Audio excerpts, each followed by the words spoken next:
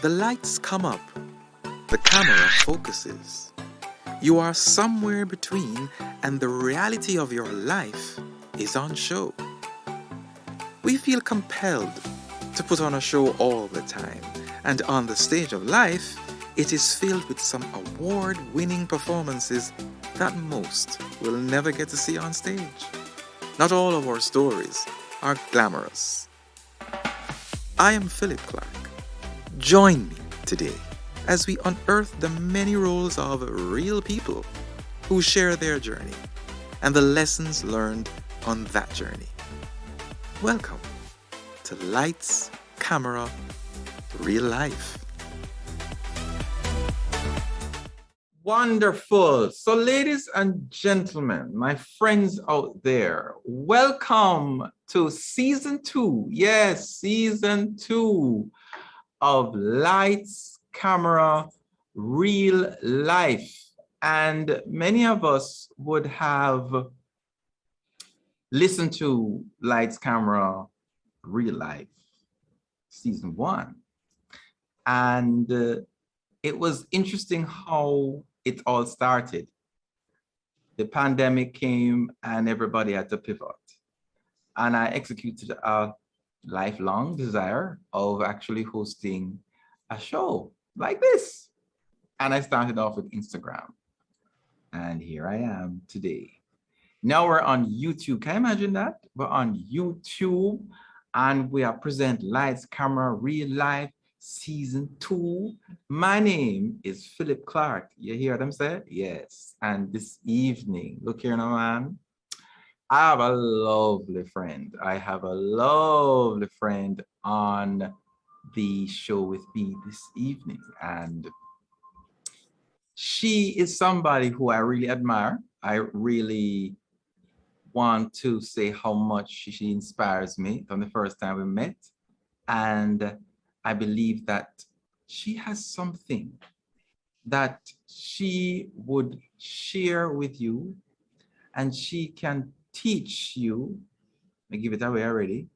And she will be able to just have a little chat and inspire us some more. Because I love to learn from my guests, you know. I really love to learn from my guests. So, ladies and gentlemen, help me to bring to the stage at this point in time Miss Tamar McKenzie, Mrs. Tamar McKenzie.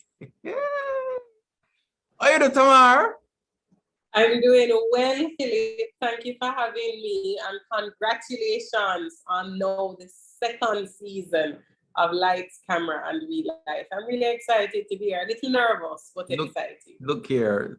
Thank you so much, and thank you for being my first guest on season 2. My very first guest. Look at me. Yeah. Welcome. Now, Tamar, may I have a little introduction here for you? See, so if you'd allow me, I would just love to give you a little nice introduction. Okay? Okay. So, the interest is a little piqued because I didn't give you an introduction. So I'm excited but nervous. So I know. And normally I don't ask my guests for introduction because I make sure I do my research. Okay? That's the best type. Yes. So, Tamar calls herself a wife, a mother, and a lifelong learner. She's a passionate young lady who is inspired and excited about educating people to become lifelong learners. I am particularly intrigued in one of her mission statements that she wrote when she was the principal and CEO of New Approach Academy. And she's currently the head of school of the Heinz Simonitsch School. And she's going to tell you more about that. But one of the things that she talks about is being able to motivate children of all academic and developmental abilities to become lifelong learners. not to have a career, not to be a lawyer, doctor, teacher, but to become lifelong learners. Now, I was particularly interested in that. And so I had to get this guest on our podcast this evening because she's different. She not normal. Them saying in Jamaica, normal, I lie. Yeah, may I pick it up, may I learn a new lingua. So, ladies and gentlemen, I give to you Tamar. Tamar, I hope I did that justice a while ago. Yes, it's funny how things move and how we have to be careful of what we put out there. So that was a good one, Philip. Very good. Very, Yes. very good.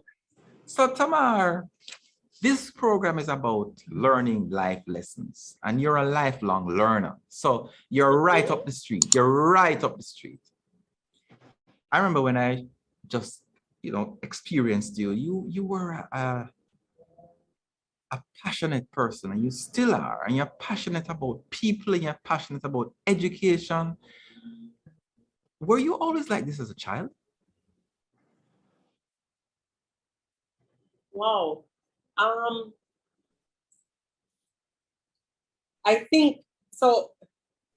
I'll say this because I'll reference one of my teachers who had a major impact on me, and up until recently, she died 2 years ago. She was my grade 6 teacher, and I remember meeting her. I kept going back, meeting her back as an adult, or reintroducing myself to her as an adult. She would always say to me, "You're the same person now as you were then. You're always very outspoken and real." There's this lady, I always talk about her, Auntie Marcia. She was the neighbor who always kept me. She was that person who I would always stay with. And that's another thing she would always say to me. You're always very honest, always very raw, unfiltered, always very strong on owning where you are. So I would think from ever since, that's just been a major part of me to stand in who I am or where I am. But I would say that I am still passionate, but there's a lot of me now that is so much different. When you just said, when you met me, and I'm thinking about me then versus me now. Right. We're strangers. We're strangers in terms of space, mindset. I mean, there's been a lot of growing, a lot of pain, but lessons from it. Just a lot of growing up. So 2 different people. I think I'm still passionate, but I think the passion has matured. And with the passion has come patience. It has also bred perspective, which has really changed the approach to many things. Wow, that sounds really very interesting. Is it possible for you to share with us, though, what accounted for that change? A big part of I think a lot of times we evolve, or I would, and I won't be general, I'll be very specific. Mm-hmm. I think a lot of where I am now is the direct result of the spaces that I've been privileged to be in, the pressure points that have been applied, as well as the opportunities that have come to the table, which would have forced maturity, that would have forced deeper thinking, just a different type of modeling, the people around me, association. So when I look at where I am now, the things or the spaces that I occupy, the roles that I play, I'm now a wife, I'm a mother. That really changes the game, because when I look at my girls, I have to really be an example to them primarily, right? So I'm big on not telling my children what to do, but leading in such a way where I would be happy if they respond as I do, or if they were to model where I am. Oh, no, I like the whole business of modeling. And you can remember when you were a child, and you look at your children now, and you are like, wow, I wonder where do they get this from? As a child, let me go back. Well, What? okay. Go ahead. I'll put it this way, Philip.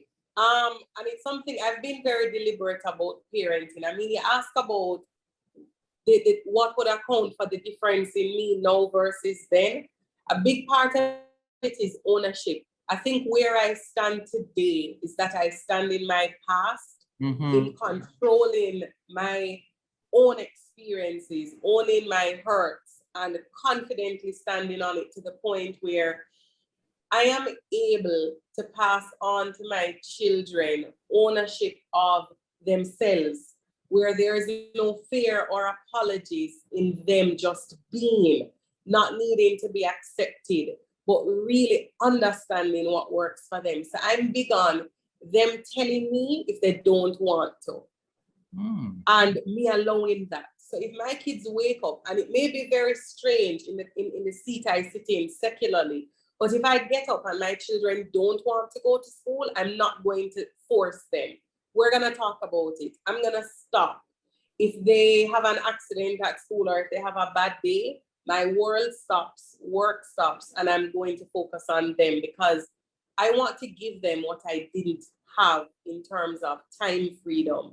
I want to give them what I didn't have in terms of embracing themselves as young women and just being confident to show up. I want to be that parent that allows them to fully understand their feelings, not to fit into any sort of mold. I tell them all the time, I have zero expectations. What I want is for my children to step into themselves and at their own pace. Tamar. And that's what I didn't get.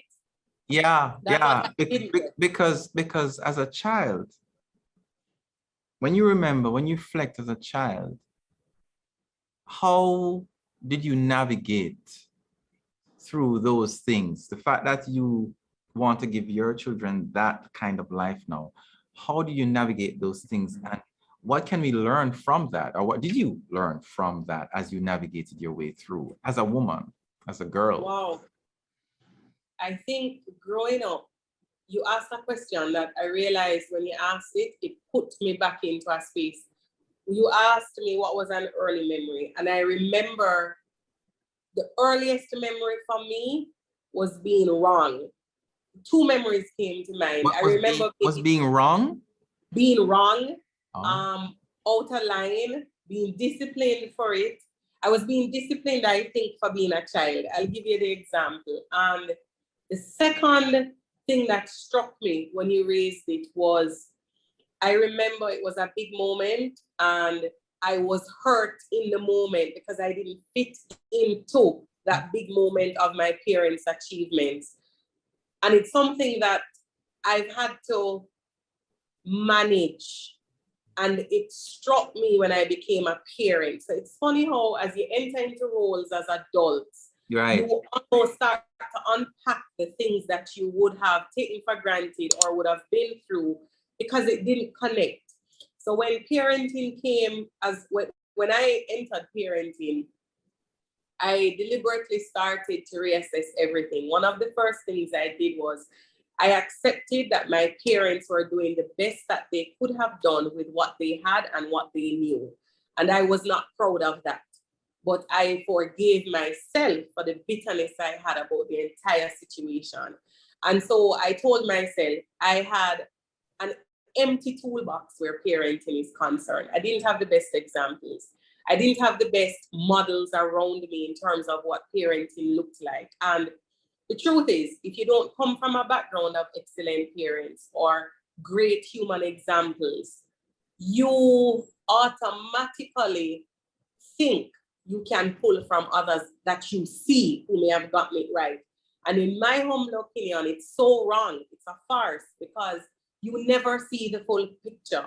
And their kids may tell you, it's not that. It's not all that it's cracked up to be. You don't know who my parents are. Mm-hmm. So I decided when I was pregnant with my oldest, I started a journal for her.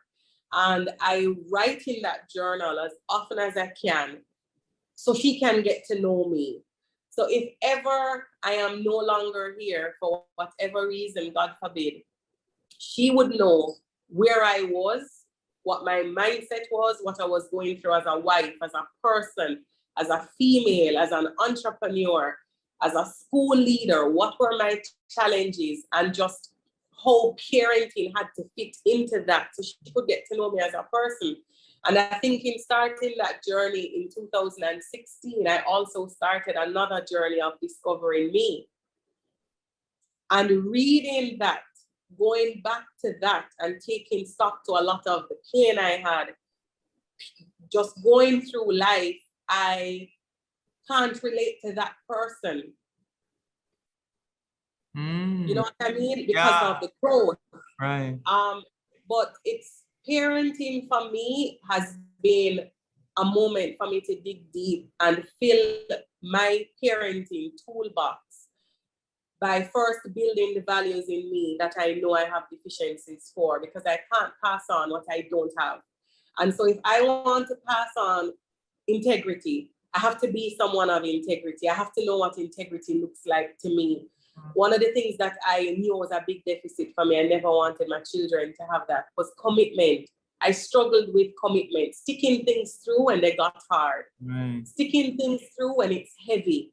And what does that look like for them? You know, having empathy, owning any feelings. I don't want you to think you have to be happy all the time or be in a good space all the time, but how do you manage and how do you really share your feelings? How do you gauge your responses to situations, and how do you fail? So a big thing in our home is you have to lose to win. We tell them all the time, you get a bad grade at school, great. Here's how we're gonna learn from it. Here's how we're gonna recover from it. We don't expect you to get it right all the time. We don't expect you to be first. We have zero expectations of you to be in every activity and to be here, there, and everywhere. But what I expect is that you're gonna be honest, you're gonna show up the best that you can, and you're gonna always tell us how you feel. And that's what matters.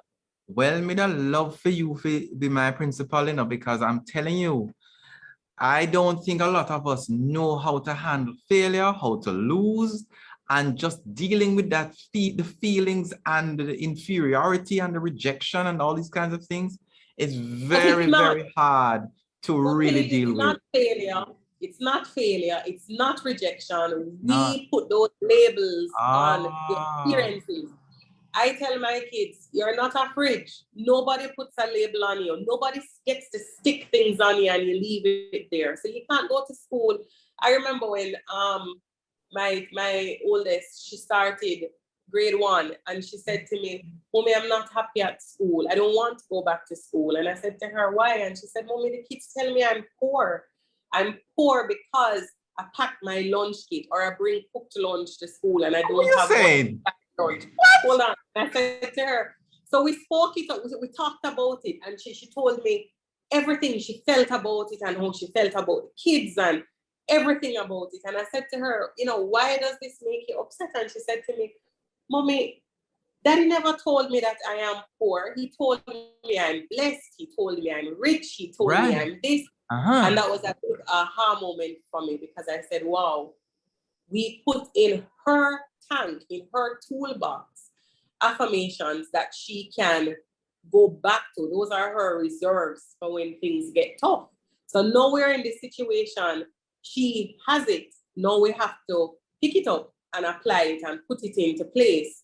So it's almost like managing the negative experiences. I don't put a lot of meaning to things like that. So I never look at it to talk about, oh, the kids don't know any better. Because of course they do. And the kids are doing as best as they can as well with what's in their toolbox. So I may not use those words in my home, but those words are being used in another home, right? And so, I mean, in that moment, I said to her, I said, listen, you just have to look at who you are. What are the things that make you rich? Since they're rich and you're poor, what makes you poor? What makes you rich? How do you feel? And what are the things that you have that are valuable? And that's like a test. That's a big parenting test. So when you say to your child, what do you have that is valuable? My child looked at me and she said, I have my mommy and my daddy. You know, I have my baby sister. And she's talking about the people that she has. nothing that she has. And it's a big parenting test because it really gauges you in terms of what you need to work on. My takeaway from the experience, though, was, guess what? I need to help her to manage her expectations of those around her, not just build, what she has or those affirmations, but I also have to let her realize that, listen, this world is coming at you fast. And even if you may not have a good day at school, you never retreat. You hold your ground. Mm-hmm. You stand up and you figure it out. Because that put me where I am. I never told me to go to talk about those big feelings, but I had to stand my ground. So I'm never going to take that from her to fight her battles. So as an educator, I never went to the teacher. For what? I don't have any expectations of the class or the teacher to manage that. Mm. What I did was to step up my parenting. Tamar, you were not always in education. You were not always in that field. You were into banking at one point, was it? No. So initially, I started out doing human resource management. That's actually my background, and finance. I would say throughout the journey of going to university, teaching, tutoring funded that. And in going to school full time, working full time, balancing all of the craziness and the pressure of that, living on my own as well. I lived on my own, paid rent, had a car loan, all while going to university and working full time. What age are we talking about here? I lived on my own before my 19th birthday. At 19, I distinctly remember getting my first car loan. And I was living in my own apartment, going to school and paying real bills. Wow. Yep. And what did that teach you? I mean, clearly it matured you into the woman you are today. But what are some of the things that, especially some of the pitfalls that a lot of us young people go through? A lot of us as young people, like say, but anyway. I don't know. You say it's a real life, right? That was, so I started, let me tell you where I started from, to put it into context, because I don't want it to look like I just jumped out and went into the bank to get a loan. That wasn't what it was. Out of pain, I would say, I was forced to respond. When I was in high school, my older sister became ill. She was actually ill from I was in first form, but I didn't find out until I was in about fourth form. When I was in my final year of high school, it was the first time I really heard what her sickness was, and I realized that she was going to die. And I realized that it was, for a better way of saying it, self-inflicted. So this wasn't like a hereditary disease or anything like that. This was the result of poor decision-making. And at the time, everything started to spiral out of control very quickly. And I learned about the entire situation almost to the tail end. So just to let you know what happened, right before I did CXC, my sister died. And my entire life flipped upside down. I didn't have the best support from the teachers at school. In fact, I felt exposed. I felt like my family had a dirty secret, and school found out all of my safe spaces, turned me out. Instead of holding me together, I felt like they turned me inside out, and everybody pulled a part of me, and I felt like I was just being stretched. So church, I was very involved. I was raised as a Jehovah's Witness. And that was one of the best things I can say happened to me as a child, just having that sort of space and exposure and knowledge and what it did for me. But then at that moment, I had no safe place. It's almost like walking into every room and knowing that you were already introduced because of something that you did not do. And people walking up to you who you look up to say, I hope you don't turn out like your sister. I hope you make better choices. And my sister was a mother figure to me. I went home to her every day after school. I looked up to her. She was the prettiest person I knew. I wanted to look like her. I wanted to be like her. So this was a major problem. My entire world collapsed. And my response to the hardship was to work. And the harder the feelings came, the harder I worked. So I started tutoring. It kind of fell in my lap. I had a friend from church at the time whose daughter was preparing for GSAT, wasn't doing well. And I started teaching her on my mother's veranda on the weekend, and she would pay me. She ended up doing very well. And she told the teachers at school saw the change. The principal at her school at the time saw the change. It was Wolmer's Prep. That past principal and I are now very, very close colleagues, very good friends. And I got a job out of it. And the right people came, I would say, and I taught. And that gave me some level of financial freedom, which allowed me to, in a real way, pursue university, albeit difficult. Right. And the home side of things deteriorated significantly. And I got to this stage where I felt like I just couldn't breathe. I always tell people, I went through a phase where my throat kept burning. I kept screaming and no one could hear me. And I just moved out. I think it was a summer. My mother was going abroad and I moved. She went on the plane the same day she was at the airport. I moved out. There was a truck packing and I was moving. And I just never looked back. And it wasn't, my mother didn't do anything to me. In fact, I would have, going back now, I would have managed it differently. But at that time, I ran. And to be honest, I kept running for a long time, just running from that I felt kept coming up, that I was being judged for what I didn't do. Yeah. But I kept working. I think I got my work ethic from my father, and I just did it. I just kept teaching these kids, and I kept doing my best that I could. I mean, there are some kids I didn't get good results for, but there are some kids that I was that incredible difference. I was their secret sauce, and the parents encouraged me, just like with everything else. You win and you lose, but I just kept pushing, and education has just been that space where I feel good doing it. I think I'm good at it. And I feel like I always attract those kids, to be honest, who are screaming and no one is hearing. Wow. Yeah, I love that. I love that line. Let me repeat that line. I feel like I'm attracting students who are always screaming and no one is hearing. I like that. You know, that's a quotation that I'm going to actually put. Tamar McKenzie is the author of this quotation.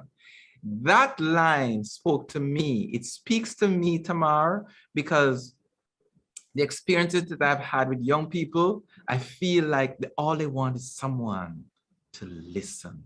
And when that person listens, it's almost as if they open up like a flower. Ladies and gentlemen, my friends, we are speaking to Tamar McKenzie. She is the head of school of the Heinz Simonitsch School, and she is a powerhouse. She is an education professional, but she is a lovely woman who is just spitting out the gems for us today so that we can be better people. It's lights, camera, real life. So Tamar, teaching, we're back to teaching. I would say that teaching is the single most important profession in the world. I'm gonna apologize to nobody about it. That me feel. What are your thoughts? I think teaching is important, but if it's one thing my teaching career has taught me, is that you have to own when it's your time to step away, when you need to step back, remove yourself from the space.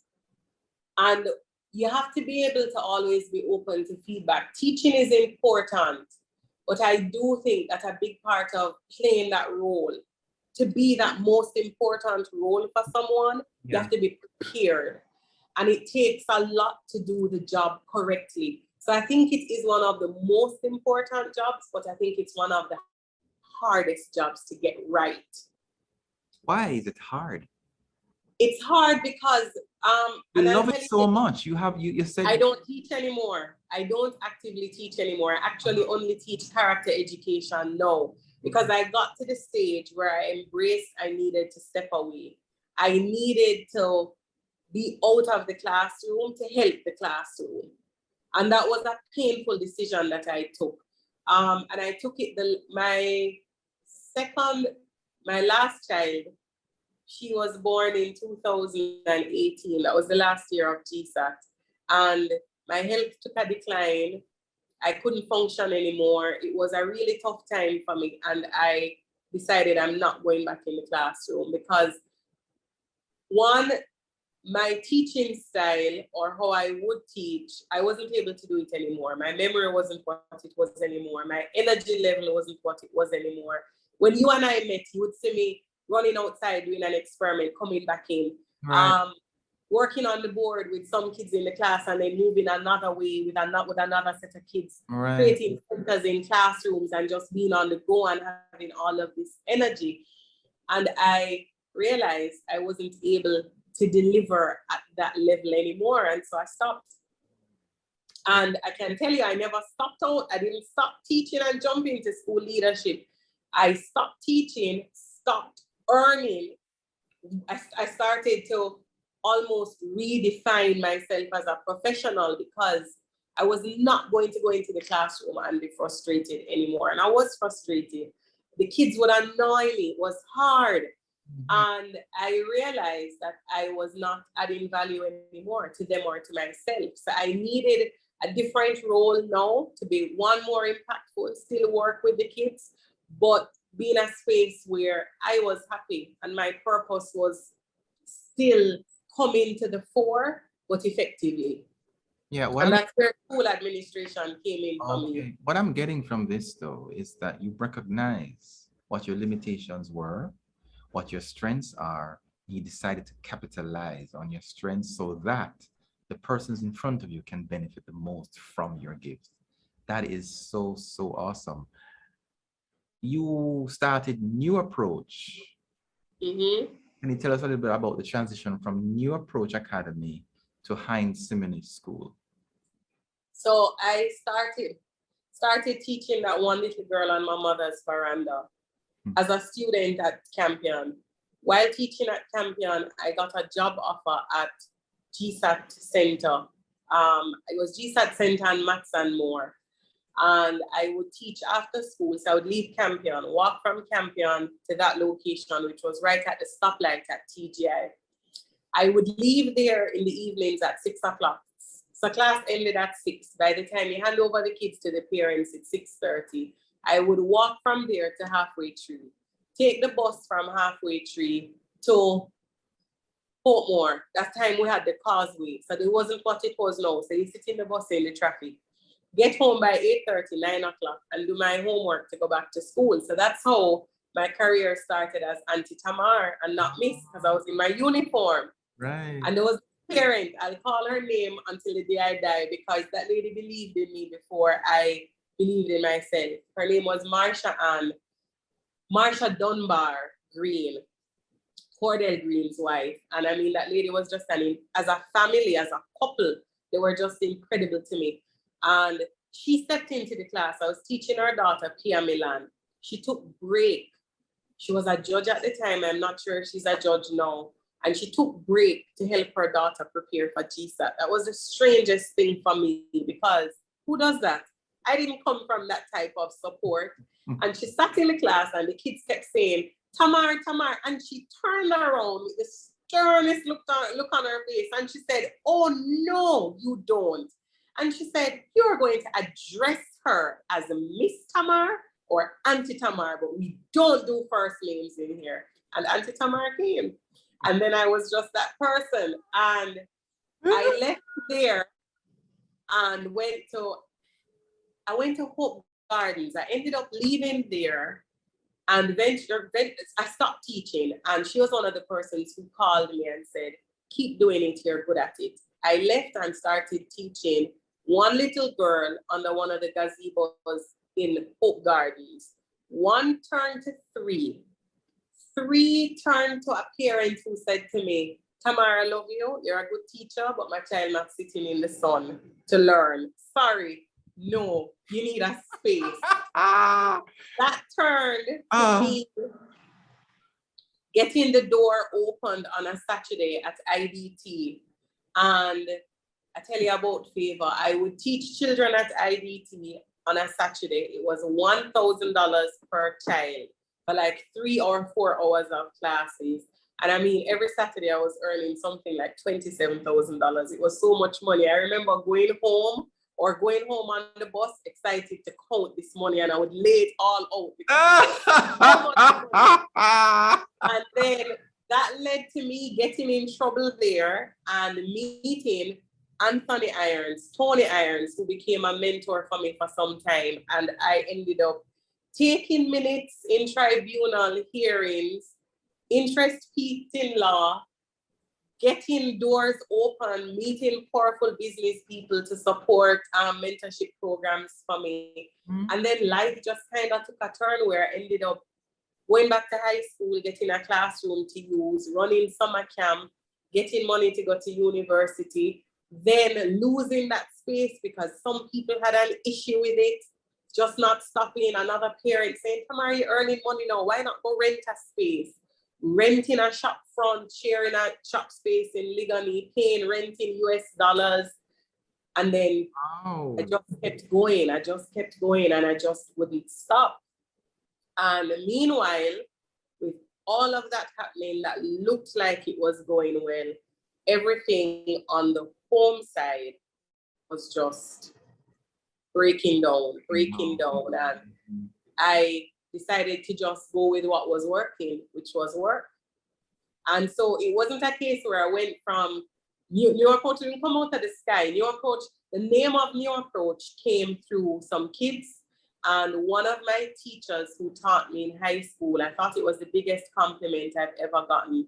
She was one of my toughest teachers who never allowed me to accept where I was. Her name was Cheryl Collins Robinson. She was my IT teacher. I hated IT in school. And she said to me, you're gonna do well. At the time we had to do programming. And she said to me, you are smart, you just need to put in the work. And she sent her children to me to teach me for GSAT, for me to teach them for GSAT. I thought it was the biggest compliment because I thought she was the best teacher ever. And then she trusted me with her kids, and she recommended so many people to me over the years. And she said to me when I was trying to name the business at 18 years old, she said to me, Tamar, you have something special, and there's something just very different about how you work with these kids. And she sat at the back of the room and she said, your approach, she said, write the word approach on the board, and let's come up with some objectives. And we ended up at New Approach. And then New Approach broke out into many different things. Black and I did a performing arts. You piqued my interest with that, which built out into something so much different. And then it just kept growing and morphing and looking like many different things. And then Heinz Simonitsch came into play. Wow, what a life. Boy, I tell you, what a life. But you know what? I'm listening to you, and I'm noticing a trajectory, a path, a particular path. You followed your passion. You followed what made you feel comfortable. It's almost like you put on a shirt and the shirt just fits, and you're like, I like this. And you've been trying all these different shirts all the time, and you say, I don't think that this is it, or no, this is too tight, or this is too long. And you put on this shirt and you're like, I'm gonna run with this. And you've been running with it. And it's like doors start to open for you because you are in purpose. How important is purpose to you? I've always taken it for granted until probably the last 5 years, I've always taken my passion for granted. It's people talk about the pain of trying to figure out why you're on this earth and what you're supposed to do. Nobody really talks about the pain of knowing what you're supposed to do and not doing it fully, or not wanting to do it, or not doing it properly, or not having the tools to pursue it. And that's, I think, a bigger pain, because you know what you have, you know when you're fumbling, and you struggle with that feeling of unfulfillment. Right. And I resented that I was doing education for all those years. I was working at different levels in education, and that was my story. That was my career path. I resented it. I mean, I felt like I could have been anything, and I became a teacher. I went to Campion. I did so many subjects, and I'm a teacher. I mean, you could have the nicest car in the world. I'm a teacher. Yeah, I think the first time I became proud of what I did was when I met my husband then. And he said to me, don't even realize how powerful it is that you're able to teach how you teach. And he said to me, I'm going to help you to see as best as I can that you're not just teaching people's children.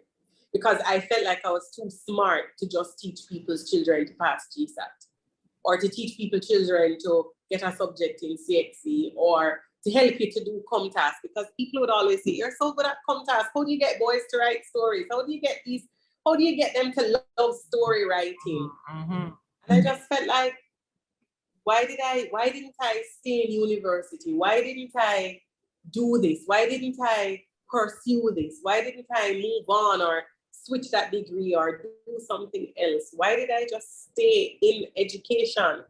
But coming into or being in the right spaces and being around people who are, I would say, very controlled or very strong in their sense of self, and very, I would want to say open as well, because you have to be honest to create a certain sort of space of sharing, who can really share their experiences with me, the good parts, the bad parts, the ugly parts. It helps me to embrace that, you know what, my journey is mine. My road or my success looks different, and that's fine.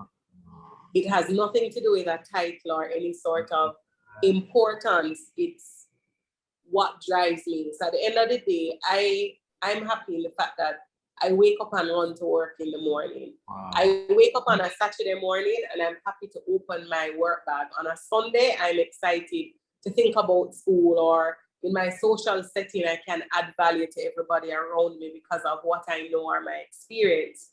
So I don't have that pain anymore, but it would be remiss of me to come and say to you, oh, I jumped out of opening this school and going into this space, or I know this is my title. No, I started on my mother's veranda. I went under a tree in the hot sun working. I had many different challenges with that. I've been through it and I stuck it out. So the journey, and it's something that I find a lot of people who know have a certain level of success, we tend to jump over it. Yeah. I'm not gonna jump over it because many people are in that spot now and feel that they're not capable or feel less than, when you just need to keep going. Absolutely. And I see how you're inspiring me, you know. You're inspiring me right now. Ladies and gentlemen, we are speaking to Tamar McKenzie. She's the head of school of the Heinz Simonitsch School located in Montego Bay, Jamaica. And she is sharing with us her fabulous journey, her journey that sometimes she never want to do it. She never believe in it. She never think, no, this is it. She never feel like, oh, I'm living my purpose and this is what I need to do. No, sir. She struggled with it. It's almost as if you're struggling with your own self. And all of us who are real people know that sometimes we struggle with our own self. We're trying to fight ourselves. We're trying to understand ourselves. Tamar, I really want to thank you for really sharing that. When you look back, when you look back at your life, and you said something earlier about a journal that you write to your child when your first child was born, and you would write a journal, and you said, you know, for whatever reason that you may not be around, you would at least you would have this so that she could get to know you. What do you want your legacy to be? What would you like your legacy to be? I think if it's one thing, I would, and I talk about it to the students at school. I mean, I teach PD now, I teach personal development now. I'll say it, I was dealt a bad hand. I got excellent opportunities along the way. I fumbled them. I got big openings and fumbled, but I never stopped. I kept going. And I think there's something impressive about turning up and working with what you have. And if it's one thing I'm proud of, is that I kept going and I stayed true to me. I never put on a face. I've never been able to really try to sit at tables that didn't welcome me. I stay in my lane. If you love me, you love me. If you don't love me, that's how it goes. But I kept going, even when the odds were against me. Like, even when I knew I was gonna fail, I kept at it. And I may not have always gotten it, but I got what I needed at the right time. You got what you needed at the right time. Mm-hmm. And it's one of the things that I'm big on. Like, I think about it all the time. Even when I'm losing, God shows up for me in different ways and shows me just keep going. I always get those little nudges of encouragement. Just keep going, keep being faithful to the little things, and everything falls into place. So I try to be as diligent as I can be. I try to do my best, even when I'm tired, even when I don't want to. I show up, I give what I have. It may not be my best effort, but it's the best I can do that day at that time. Mm-hmm. Yeah. And I'm gonna own the mistakes. So if you call me out on something, I'm gonna say yes. That's been me.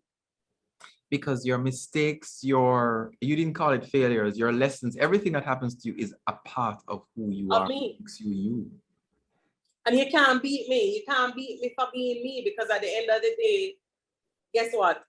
None of us are perfect. And I take great pride in my failures, because my failures have given me, I think, this incredible perspective and just this grounding that no one can take from me. I'm a better wife, I'm a better mother, I'm a better person because of the bad decisions I've made. I've recovered. Yeah. But it sounds to me, though, that even though you say you were dealt a bad hand, you sound like the individual who said, well, boy, when life throws you lemons, you make lemonade. I think I made a frozen lemonade with some cherries. I made one heck of a frozen lemonade. Wow. How do people respond and react to you? Because you are a strong woman. And I'm not gonna get too much into this, but you know, there are a lot of people who say, boy, men don't like strong females these days because they are intimidated or whatever it is, or you know, what has been your experience? Not true. I think, you know, when you say that, I remember when I was in my last year of high school, I think it was, we read this with the Taming of the Shrew. And I played that part in high school, and I resented that because early adult life, I felt like I played that role, or I started to take it on. And I said to myself, I'm never going to be around people who want me to quiet down or who want me to be. I was always very sure about that. Right. I had to be around people who fed my energy, who made me come alive. And I really don't think so. I think there's space for us with big personalities and a lot to say, and we have a little spunk. We know what we want, and we're not taking less than that. So if I want sliced bread, there's no way you're gonna let me slice it myself. I want it this way, and I'm not stopping. And it's there for me. It's there for me. Uh-huh. And I think it's there. We just have to understand what our ask is, clearly define it, and live it. So I knew what I wanted in terms of partnership, in relationship. And I learned that the hard way. I didn't have that as an example. I learned from bad experiences. I knew what I wanted out of motherhood. I knew I was never going to be the mother who my children come first, second, and third, and I came in wherever. I'm not that parent. I'm going to go and do my hair. My nails are always going to be done. I'm going to take me time. And I don't want to be with them all the time. And I clearly defined what it needed to look like for me, and I ran with it. Is it okay, no? Is it okay, though, not to be sure of what you want? Of course. And I think there's great beauty in that sort of self-discovery. I think, though, sometimes people get caught up in the noise, especially now with social media, where you're looking at other people, what appears to be their life, and you want that what they have. And so that eliminates your search of self, because you're taking these pre-packaged messaging, you're taking this that you're being sold, and you're not really figuring you out. I don't think if I were coming up now, I would be here and as successful. Wow. That would have derailed me. And it's something I'm even conscious about on social media. So I'm very guarded in how I post. So I am never gonna post everything for you to think this is my life and this is not it.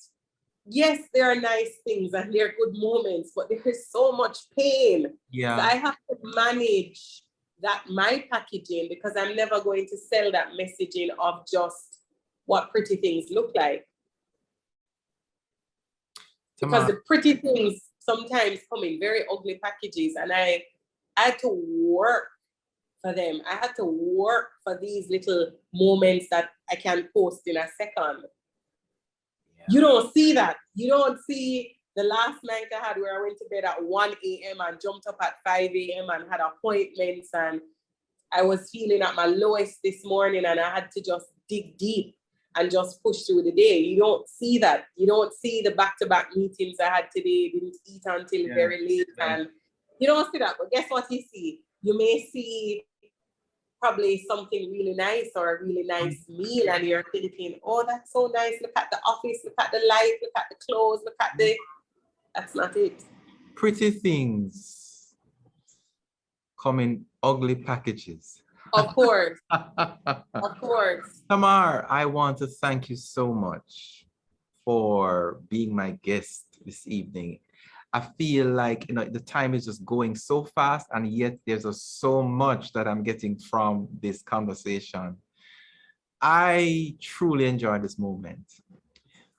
Before you go, there's one question I want to ask you. One diggy question.